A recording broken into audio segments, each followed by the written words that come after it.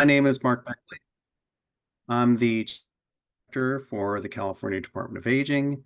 I've been the executive sponsor for the Charm Project for the last 4 years, and we'll be doing a brief introduction of the Charm Project. Um, what you'll hear from us today is a recap and summary of phase one of the Charm Project, and then an introduction and overview of phase two of the project. So as a reminder, phase one of the project really focused on two things. First is building what we call a data repository, which is a single holistic system that's intended to capture all of the data that for programs that CDA oversees, and that includes the Older Americans Act programs as well. Um, the other part of the project was to understand what your data needs and wishes are as we continue to develop the requirements for the CHARM system. We do want to make sure that a future system absolutely meets your needs. Um, when we present today, Brett Hendrickson, who is our program data manager, we'll be discussing an overview of phase one of the project and what the CHARM roadmap looks like. Um, Jerry Sammy, our Chief Data Officer, will then be going over the accomplishments from phase one of the project, and specifically focusing on the creation of our new data repository. I will then talk about the data profiles and interviews that we created for the AAAs. And we definitely want to thank all of our AAA partners who agreed to participate in interviews with us and who took the survey. That information was very helpful. So I'll be going over the findings of the survey and the interviews with you today. And then finally, Brett will be wrapping up and talking about Charm Phase 2, what you can expect from that. And we would like to thank all of our AAA partners who have agreed to serve on a Phase 2 work group. Your participation is really vital and essential. Again, this system is being designed and built for you. So we want to definitely make sure it meets all of your needs. And you'll have ample opportunity through the upcoming Phase 2 work group sessions to provide your input and feedback to us. I'd like to now briefly introduce our CHARM CDA workgroup members. Brett Hendrickson, as I mentioned, is our program research manager. He will be overseeing the programmatic aspects of the CHARM project. He is going to be doing this collaboratively with our Older Americans Act data manager, Dan Birmingham, who all of you know very well, who provides such great, tremendous assistance to all of you. On the IT side of the house, Jerry Sammy, who's our Chief Data Officer, will be overseeing all the technical aspects of the data strategies, effort, the building of the repository, as well as making sure that all Older Americans Act data is properly captured and recorded in our repository so that we can do in-depth analysis of that data.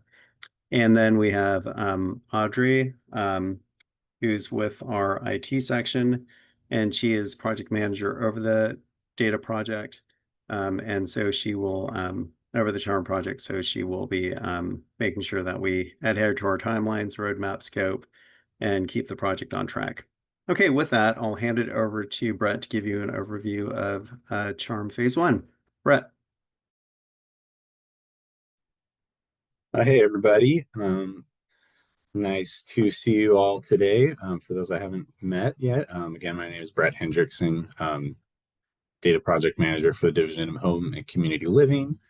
So I'll be in a lot of the upcoming working sessions with as related to the business analysis, the next phase of the project. So it's just kind of a review or introduction for those of you who aren't familiar with the project yet. CHARM stands for Customer Holistic Aging Relationship Management System. So the goal of this project is to develop a statewide customer relationship management system that AAAs can use for client relationship management, data collection and reporting needs. So as you all know, AAA's it's a complex program that you all live in, and there's a lot of various requirements from record keeping to data collection and reporting. So yeah, with that, so we kind of wanted to review the current roadmap to Charm. So last year, we completed phase 1, building a foundation. Uh, so we talked to some of you via surveys and interviews to build some AAA data profiles outlining some of the various data systems and needs that you all use, as well as designing an enterprise data model for the department and creating a data repository, and as well as initiating data governance within our organization.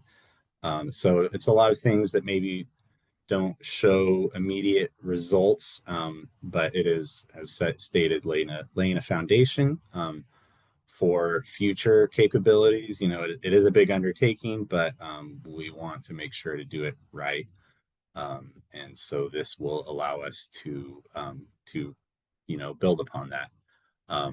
So currently we are in phase 2. With it says gather requirements. We have already gathered business requirements, but we will be reviewing them, identifying any critical requirements that have been missed, as well as just updating as needed, ensuring they are accurate and still valid. Documenting business process workflows, as well as conducting gap analysis. So I know that many of you have volunteered to participate in this work group, and we are super appreciative of that. These next 3 phases have been pushed back a year, primarily due to funding challenges. Of course, we want to assure everyone that this is still a priority for the state, but this we are waiting to find the proper funding for that. But so phase 3 we anticipate in 2027, which is state oversight approval, receiving approval to proceed and secure funding. 2028 would be initiating Charm, selecting vendor partners, designing and developing solution, testing and training, with the goal of Charm going live in 2030, as well as data migration efforts. Yeah, so the current phase that we are working on with the business analysis, there will be additional technical requirements gathered, more technical requirements gathered down the road, but the business requirements will be used to inform the scope of work to help us to identify the scope of the project and next steps. With that, I'm going to hand it over to Jerry Sammy, our Chief Data Officer, to go over some of our phase 1 accomplishments. Right. Thank you, Brett. Really appreciate it. So I'm going to take over a couple of slides and then present you what we have done during the phase 1 of the data strategy, which Mark mentioned very clearly that has a 2-pronged approach.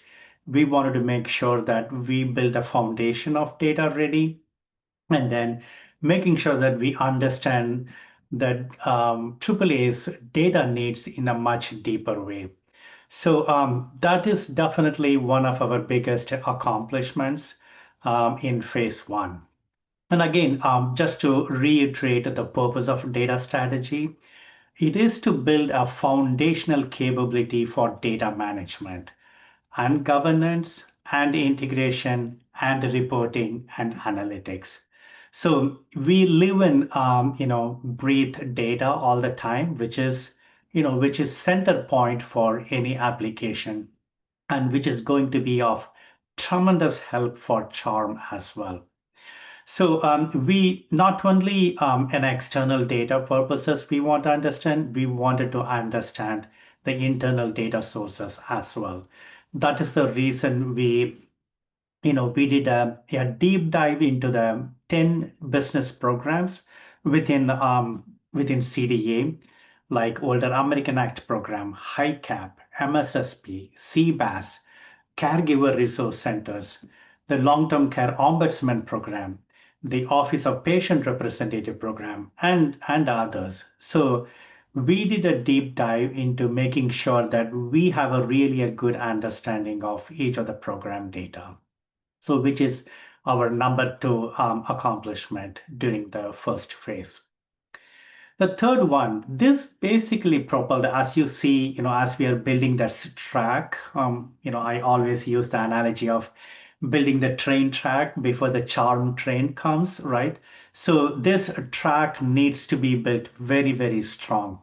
If we need to build this track very strongly, that means we need to understand what data you have, where you have it, and how you are using it.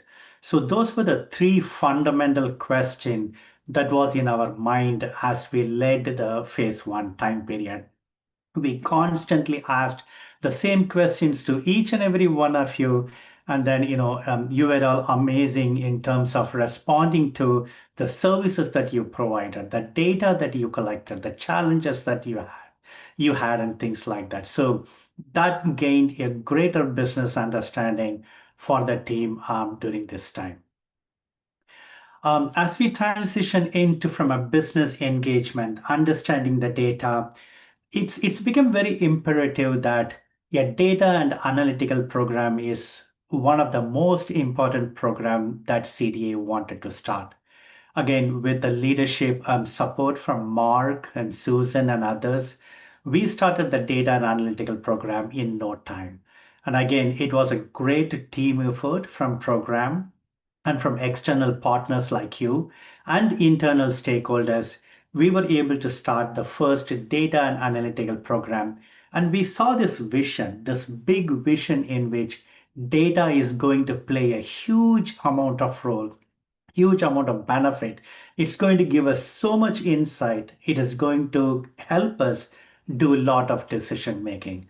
So when we saw that, we were right away started the data program from ground up, just like a startup. And what that led to us is like there were two pillars we were constantly working on. The first pillar was data management, which we do day in, day out all the time. The other pillar was data governance, which is as much important as the data management. So, working with our vendor partner, we were able to start and develop a data governance plan, which we are, slowly starting to implement in terms of having a data governing council and data steward council just in the crawling phase. Again, going back to my analogy of laying the track, these are all the ingredients we are putting before charm and other enterprise efforts. And the third one, we first time design developed the data repository. Again, we knew that all the data is going to come from AAA's like you, and not only that, other programs have data as well. We did not see the data in a siloed way. We saw the data as an enterprise way. We saw the person, an individual. That individual could be anyone. They could be, living in anywhere in California. So we looked from a person-centered way, and we developed the whole architecture in terms of supporting, a data repository that would support a person, a location, a service, a provider, and all that kind of, important information. Right. Moving on to next slide. Just wanted to touch upon a couple of technology advancements. Again, there is a lots and lots of details which we really do not have the time to go with, but I'll just touch upon a couple of them. So number one is creating a flexible and scalable data model. Again, as you've seen in the previous slide, the way in which we started the journey, right? By understanding your data, understanding your needs, that gave us a really good information, really good knowledge to build a data model that can have all the ingredients, all the information, and something more to the future as well. So we created this model, which is, like I said, very much a person-centered model that can accommodate service information, that can accommodate participant information, that can accommodate service information of category and subcategory and everything, and the provider information, geographical information, all the subject areas you can think of. So we made it in such a way the conceptual, the logical, and the physical data model is very much a flexible model, and it was never meant to be set in stone. So what that gave us is we were able to successfully implement a data proof of concept. So we did look at our ombudsman data internally, and the program was very much willing to, look at develop, being their first use case, just to test that track, right? So we wanted the first to train. We want to make sure that our tracks are pretty solid there. So we asked the first to train our ombudsman program data, came in, we created the whole pipeline, transforming the data in the data repository, and then it came beautifully there. Again, I'm obviously oversimplifying the work done here. There's lots and lots of, engineering work, transformation work, data modeling work, data architecture work. All of them has been done. But today we have that data in our data repository here, and we were able to develop data dashboards for them.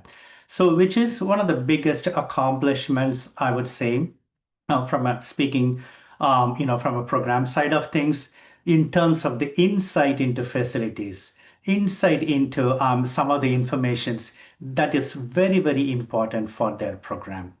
And not only that, we moved on to other data sources as well. So now that we tested our track, we sent the second train, which is basically our CARS data. And then we were able to get the aggregate data ready and able to get some information using again our dashboards to develop some dashboards for our OAA program. And the third train, which is coming on the way, is the CAPRIS, which is our Office of Patient Representative data that is on the way to the station. So by building this track and by testing, couple of trains, the main reason, the goal, our bigger vision is for charm. So we are getting ready, and we don't want to get ready just before charm and then see, like, oh, the tracks are, not withstanding the heavy load or the complexity and things like that. We are testing slowly, a slow moving train, probably another train with a middle fast. So we are making it in such a way that these tracks are going to be solid for charm. And not only this, the data security was of paramount importance for us. When we look at data security, we look at from two angles. The first angle is we want to protect the container, protect the data repository from outside kind of a involvement. So we made sure that there is a firewall in place on top of all the Azure platforms, FedRAMP compliance. We wanted to put additional security to make sure that the container is safe. The other side is the role-based access. We made sure that we architected in such a way that a specific program with their authorization, they can access only their data. So we architected in such a way that at the lowest level, at the row level, the permissions are given so that only the authorized person can access the data. So we looked data security from both the perspective and able to architect that. And finally, I did touch upon this one. we were able to create some analytical dashboards, and the programs are immensely happy with them. And we are continuing to, develop them, continuing to enhance their ability to look for insights, to look for how this would help with the metrics, how this can help to meet your needs of today and tomorrow. All right, with that, I'm going to pass on to Mark. Great. Thank you so much, Jerry. Excellent overview and presentation of our phase one accomplishments.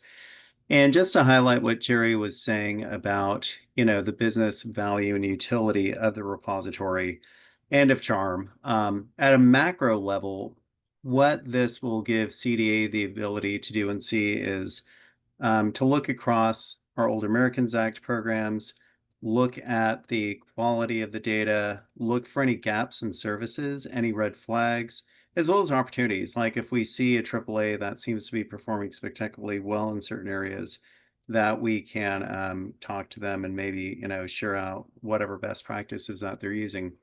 This also supports our CA 2030 initiative when it comes to core programs.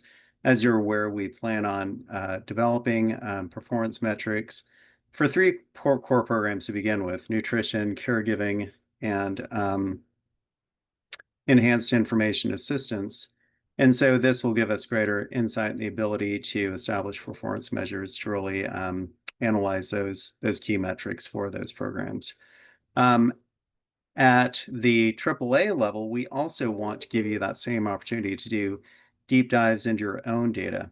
So that's what we hope to achieve through this CHARM system is one, yes, absolutely allow CDAs to macro view and to work with you on gaps and opportunities that we're seeing, but also give you the opportunity at the local level to also analyze your own populations and look for those same gaps and opportunities.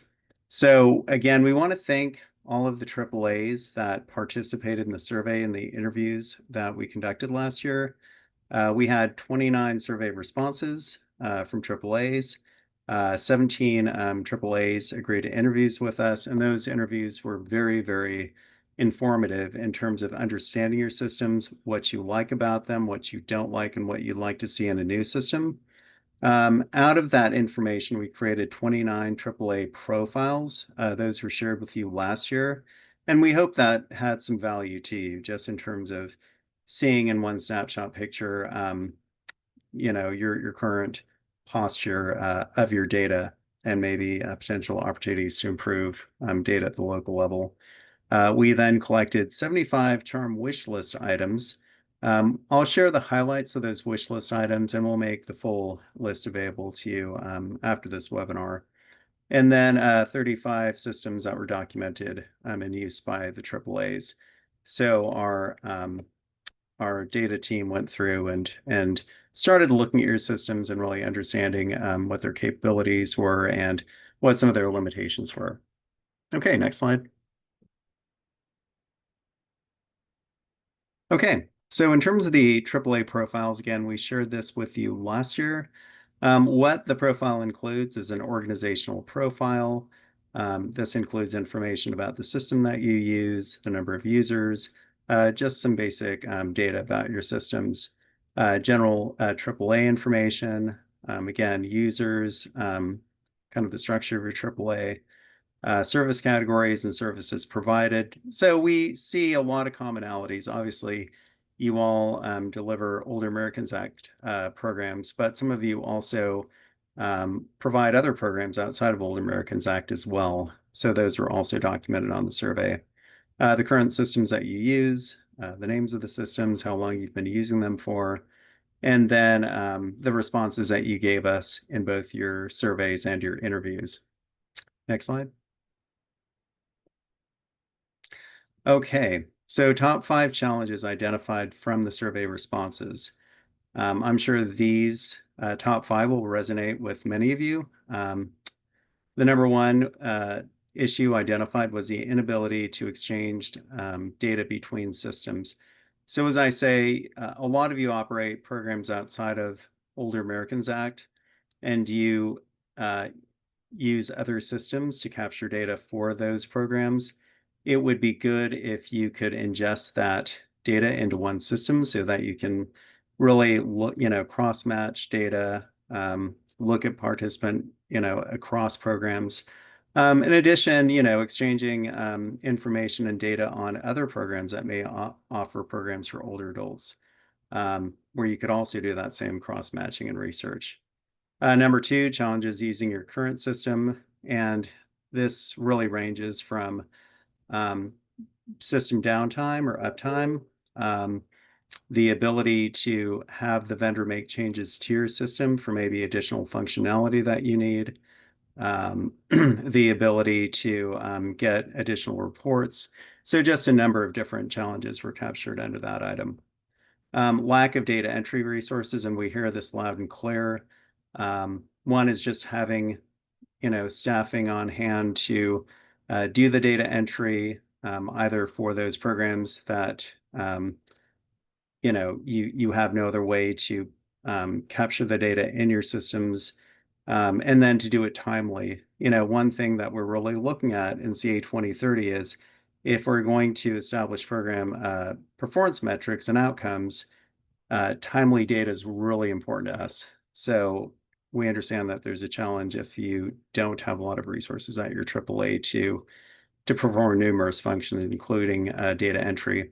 The other thing that we heard was, sometimes your subcontractors will use their own systems and then they'll upload a file or report to you. Sometimes you can ingest that file format into your system, and sometimes you can't. And if you can't, that would require additional manual data entry on your part.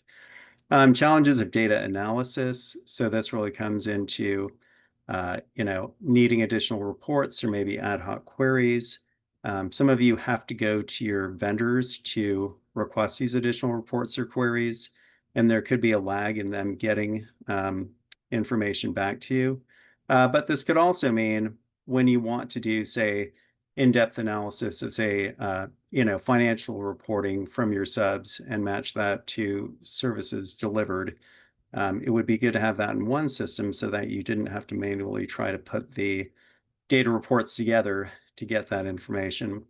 And then challenges of duplicate data entry. Like I say, this could come in the form of, say, having to retranscribe data that your subs have reported to you, rather than being able to automatically ingest the reports into your existing systems.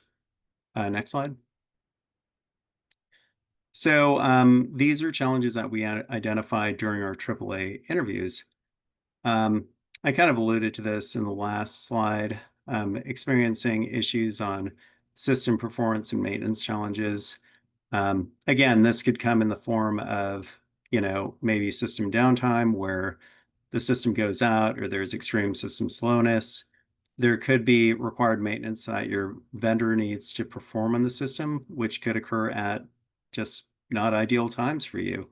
Or there could be an existing system bug that is affecting performance, or could be affecting your reporting that they are not addressing timely.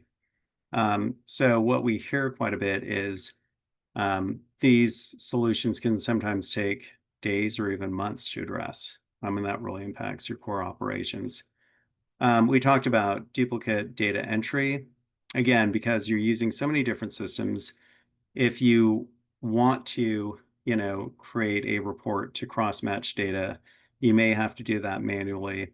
Or it could be that, again, your subcontractors or maybe other providers are using a different system or platform, which requires you to enter the data a second time. Data captured in various systems and tools make data analysis difficult. Again, we kind of talked about this with either the vendors taking a long time to produce ad hoc reports or queries for you. It could be that the data just doesn't port over between systems very well. So having some sort of an API or interface between systems, or at least having the system that you use have the ability to interface with other systems, would be really helpful. And that is going to be one of the key requirements of the CHARM project. And then we talked about the data resources, which can lead to delays in entry and reporting. Okay, next slide. So this is a shortened version of the CHARM wish list items, and these are items that came up most frequently in the surveys and the interviews.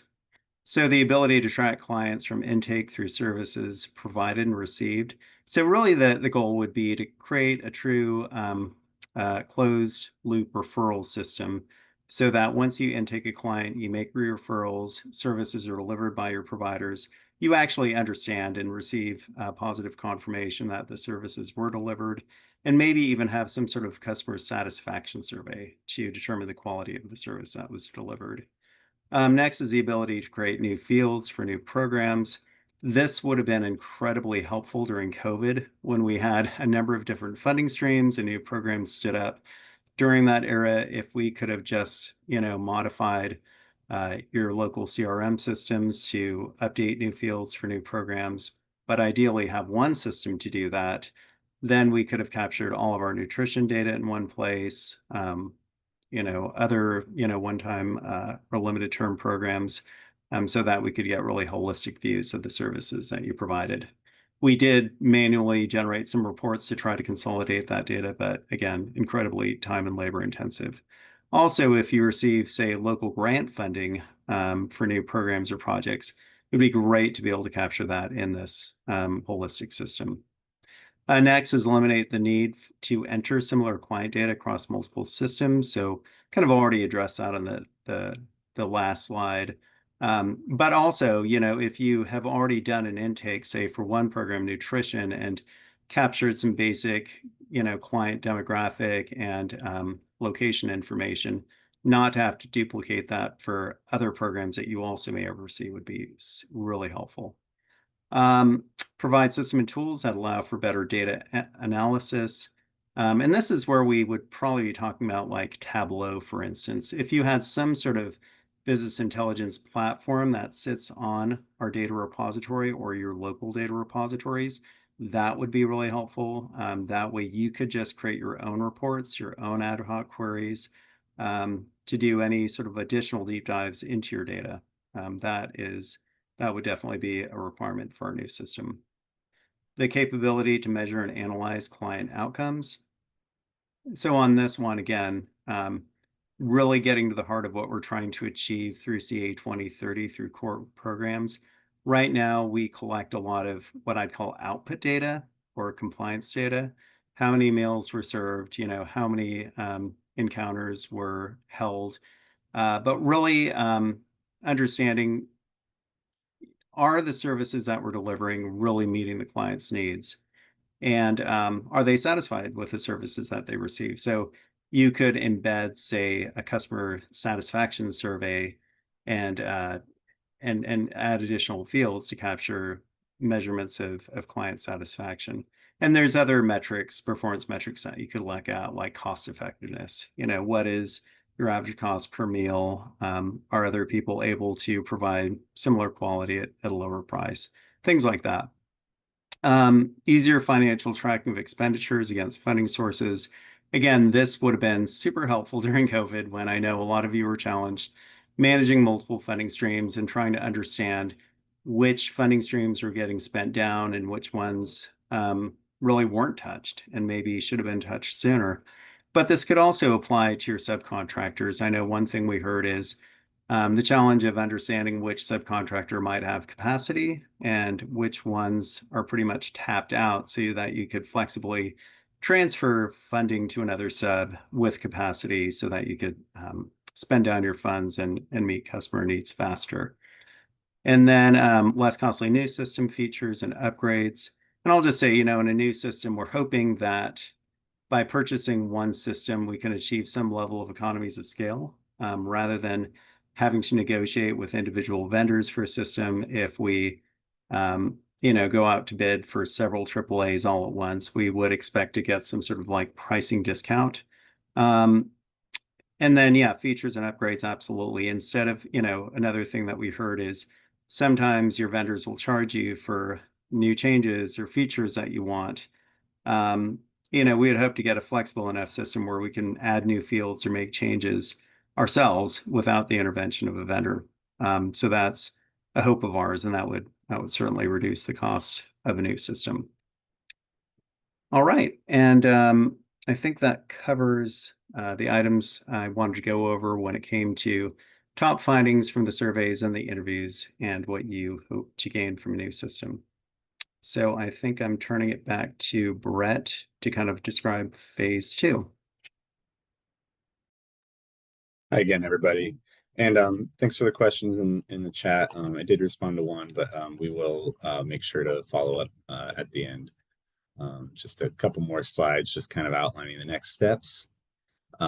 So currently we're in phase two, and we're going to be conducting a business analysis. So you should have seen a request for subject matter experts to volunteer to be part of these working sessions.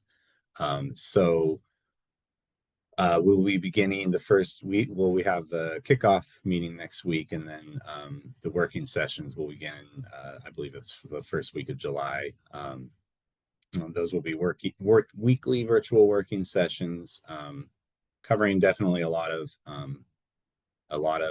content. And so we really appreciate everyone who is going to be participating in that. You know, the better perspective we can get, and diverse viewpoints. You know, as you know, every AAA is a little different. So that's one of the main challenges to overcome to make this successful. So the focus on these will be, reviewing business process flows, as is flows, as well as to be flows. So they are mid-level requirements that we're working on. So those would be like business requirements. A later phase would get into the highly technical requirements, as well as identifying any gaps in our business requirements gathering so far. So again, these will be used to inform the scope of work for the rest of the project. And as well, once we finalize these updated requirements, we will be sending those out to all the directors. So if you or your team were not able to participate in this work group, you will still have a chance to review and provide some input.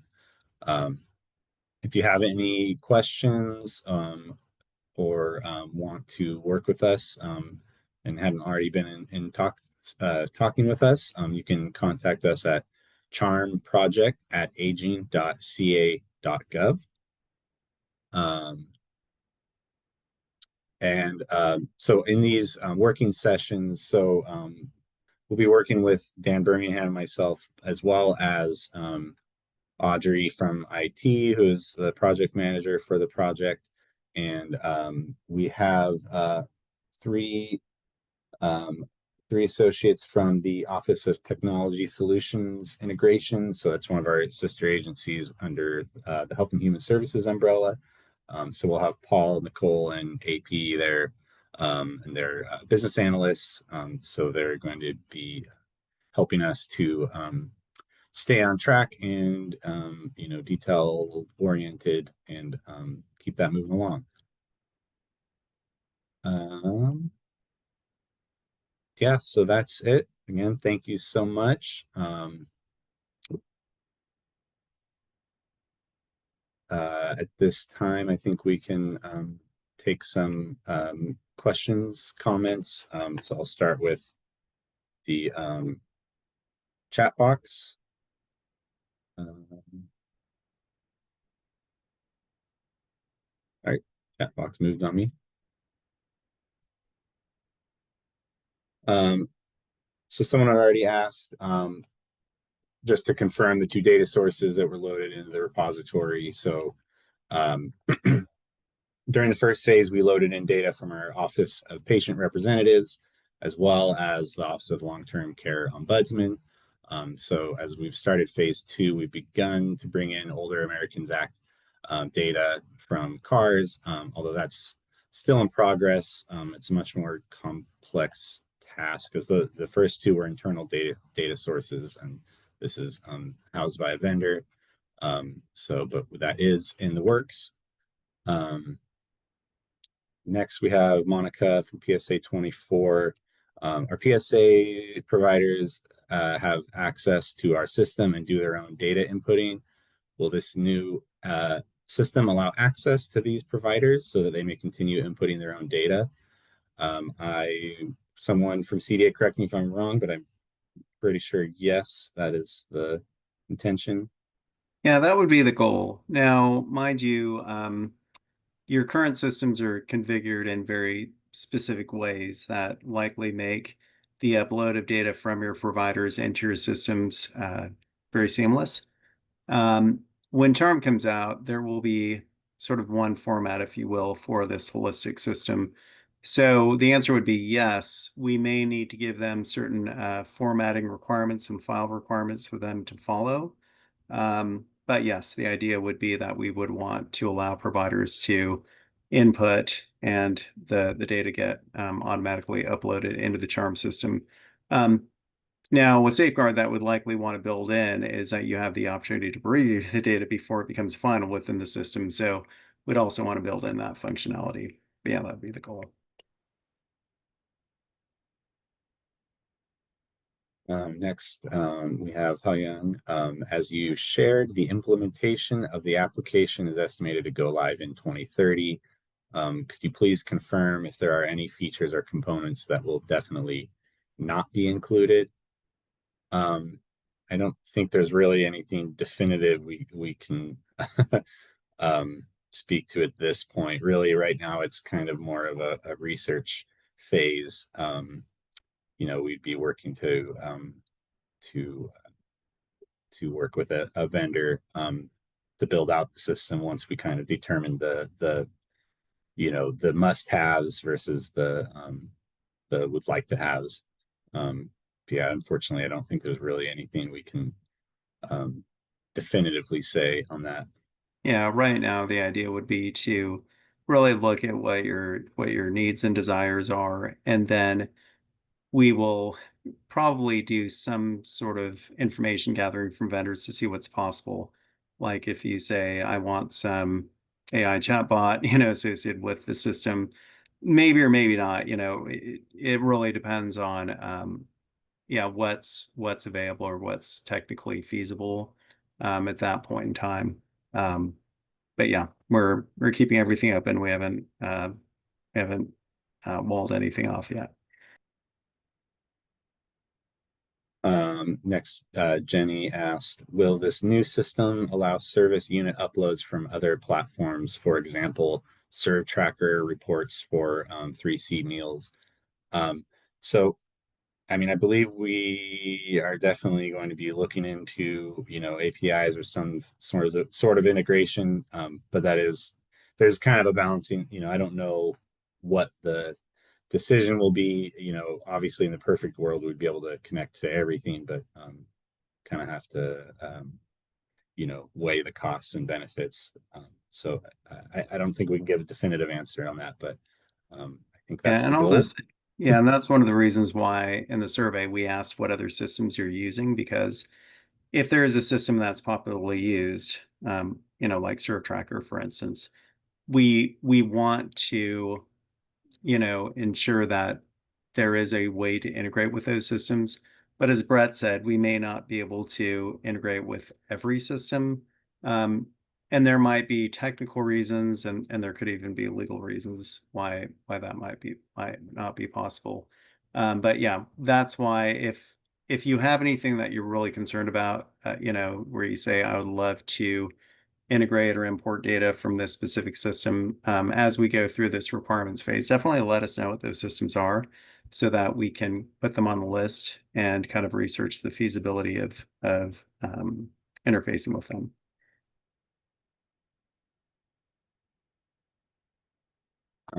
Next, we have Cassandra asked, will this new system replace our need to upload CARS report files into a separate system? Not Mark, do you know, do you know what if we have an answer to that, or is that still kind of part of the exploration, like part of the It's probably part of the exploration. Yeah, I mean, you'll all be on one platform and one system. So the idea would be any upload into cars should be automatic from, well, it gets confusing with, repositories because we'll actually have possibly two repositories running, but there will be one repository for all the OA data through Charm, and our hope would be that we can just automatically upload your reports for you into cars through this new system. Although we would have to have some sort of like time frames for you to validate that the data is good to go before we do those uploads. Yeah, I would think at the very least we would definitely streamline it should be easier for the systems to communicate. Next, we have Sandra. Elastic Server has a database built into it. We're looking at utilizing this database to talk with the CRM. Can you add the system to your list? Are you just asking like as a list of requests for integration? If I'm interpreting that question, okay. We will definitely take that down. I think we have our business analysts on there, so if I can jot that down, but I'm assuming you guys got that as well. CAP there. Yes, Thank you. yeah, we have noted that down. Yeah, thank you. Thanks so much. That's it in the chat box for now. I mean, if anyone wants to unmute themselves, ask any questions, we have about 10 minutes left, so I'm happy to answer any other questions, or if we can't answer, we can take it down and get back to you.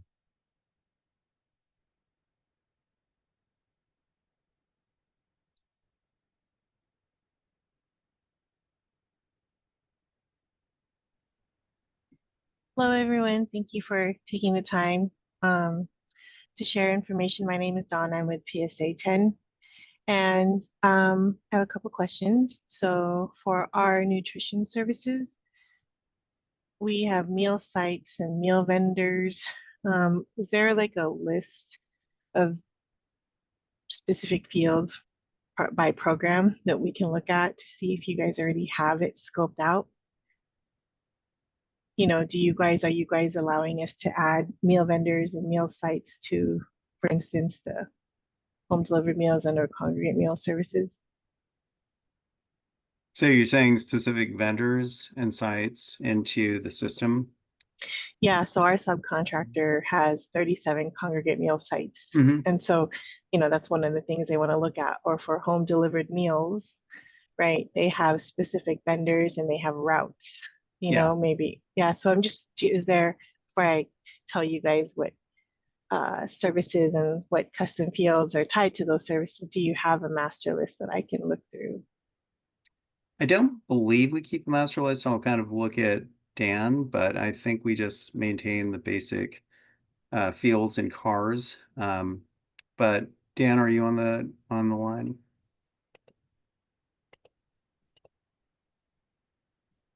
Yes, I'm here. Thanks, Mark.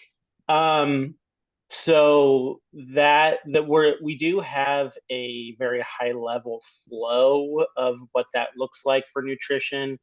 We are going to be working, I believe, in this next phase 2 work group, looking through some of those requirements into a little bit more detail, those kind of business use requirements. So if you're not already a part of the work group or someone else or someone similar to that, those are the kind of things that Okay. I think we're looking into, that we need someone, you, others, everyone, to tell us, like, what are those things you need in a system for nutrition, but also for other services as well, transportation, case management, whatever it might be, so that it is a holistic system that you and your vendors can use this.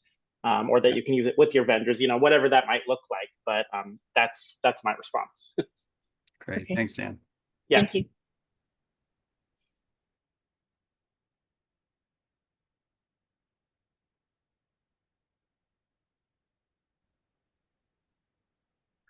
And I see a comment in the chat from Cheryl. Is the purpose for the database to eliminate the need for cars, or for different databases, each PSA uses like WellSky, RTZ, et cetera. No, it will be one database. You will each have your own section of that database. So you'll be able to look at your own data. You'll be shielded from seeing other PSA's data.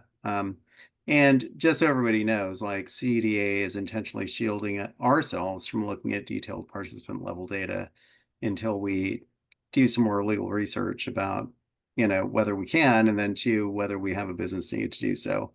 But yeah, there'd be one database associated with CHARM. CARS will still exist since that's a federal system. So, any your federal reports would be uploaded from this CHARM database into the CARS database. So the answer is then, yeah, we would eliminate the need for RTZ or Your WellSky. own, yeah, local systems. Yep. Okay. Yep, absolutely. Thanks.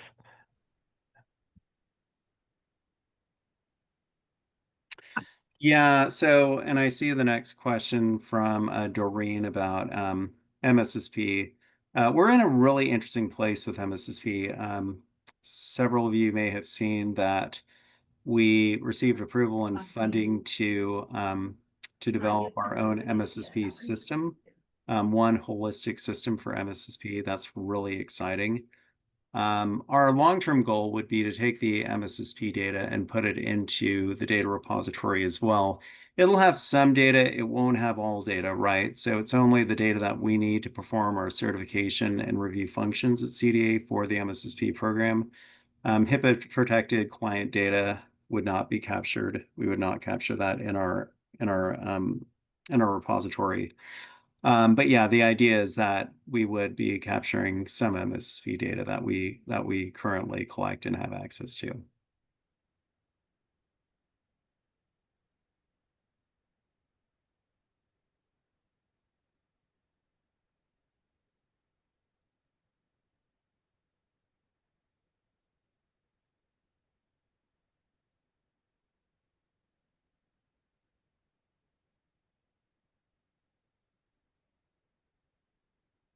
Yeah, great question from Dawn. So this is one of these system architecture questions that we will definitely be exploring with vendors. So it'll be Jerry and then our enterprise architect, Vinod. The question is, it sounds like each PSA will have its own environment.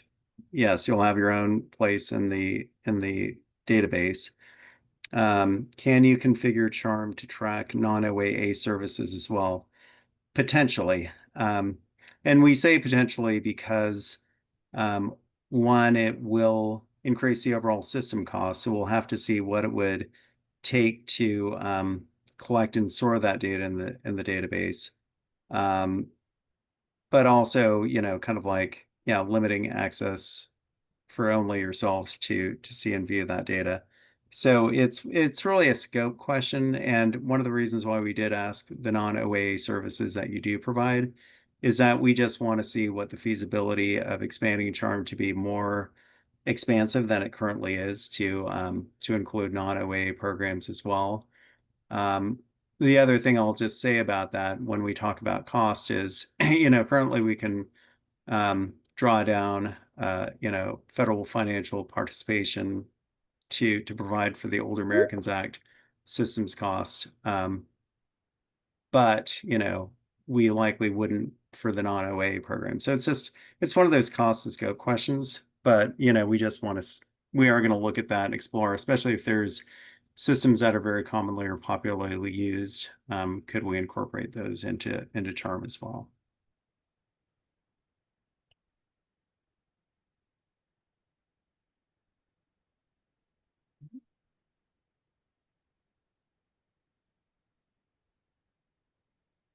Okay, so we're coming on time. So, I'll kind of close by just thanking everyone who participated on this webinar. We will be sending out the webinar link, so feel free to share this with any other staff in your organizations. If you have questions, Brett did provide the email address to the email inbox for any additional questions you have around the project.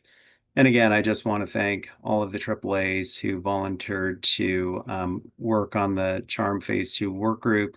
Again, that's so vital to making sure that this project's a success. We want to make sure that we capture all of your requirements, all of your needs, and incorporate them successfully into the new Charm project so that you get a better system than maybe what you have today. So thank you all for attending today, and we'll be talking to you again later. Take care. Thanks, everyone.